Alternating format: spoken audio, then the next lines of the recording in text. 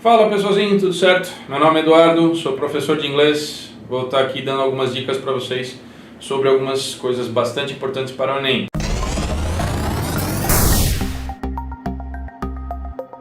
Hoje eu vou falar para vocês sobre pronomes pessoais. O que é isso? São palavrinhas que substituem alguns nomes, né? Então, Eduardo aqui no meu caso sou eu, você, ele, ela. Essas palavrinhas que às vezes lá no texto eles retiram e perguntam algumas coisas sobre elas. Vamos entender um pouquinho o que é isso, tá legal? Eu fiz um esqueminha para vocês aqui, para vocês entenderem. Estas palavrinhas, estes pronomes pessoais, tá legal? Que muita gente já conhece, mas vamos lá. I, eu, you, você, he, ele, she, ela, it, ele ou ela para coisas animais. We, nós, you, vocês e they, eles ou elas. Tá legal? São palavrinhas que substituem nomes, por isso são chamadas de pronomes pessoais, ok? Essas palavrinhas, elas têm alguns outros correspondentes que estão aqui para vocês, tá legal? São as mesmas coisas. Me, you, him, her, it, us, you e them significam a mesma coisa. Eu, você, ele e assim por diante. Mas caramba, onde nós utilizamos isso? De que forma se utiliza isso? Onde entra isso, professor? Então vamos lá. Estas palavrinhas aqui, elas sempre vêm before, para vocês estarem já com as palavrinhas na cabeça de inglês. Antes. Antes do quê? Antes de um verbo.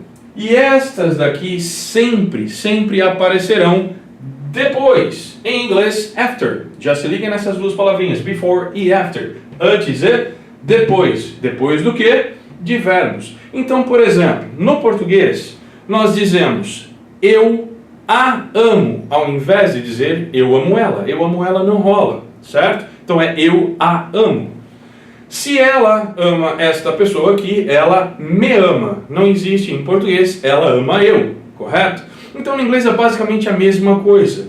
Se eu quero dizer que eu amo alguma outra pessoa, uma pessoa, I love her, se é ela. Se eu amo ele, entre aspas, ou seja, eu o amo, em inglês tem que ser I love him. Isso não pode, por exemplo, voltar I love he ou I love she. Então, bate no verbo, não pode voltar para cá. Tem que atravessar, tem que estar do outro lado. Tá certo? Então, estes pronomezinhos aqui, deste lado que eu coloquei para vocês, estão vindo sempre depois de um verbo. Eu coloquei o verbo amar aqui para vocês como exemplo, mas tem outros exemplos aqui. Por exemplo, eu preciso conversar com ele. Se é ele, este ele, pelo verbo, preciso conversar, estar aqui, este ele tem que ser him. Eu preciso conversar com ele. Se no caso eu preciso conversar com ela, não será him, será her. Beleza? Que está aqui sempre depois dos verbos. She studies with, vamos supor, ela estuda comigo. She studies with me. Não pode ser I. Então, essa é a dica para vocês. Bem bonitinho, no coraçãozinho. A questão é, se você ama de verdade, galera, a flecha atravessa o coração. Beleza? Muito bem, pessoal, essa é a dica que eu deixo para vocês. E não se esqueçam de entrar no site, fazer os exercícios, o simulado, que está tudo lá para vocês trabalharem bastante e não terem nenhum problema, ok? Fica a dica e até mais.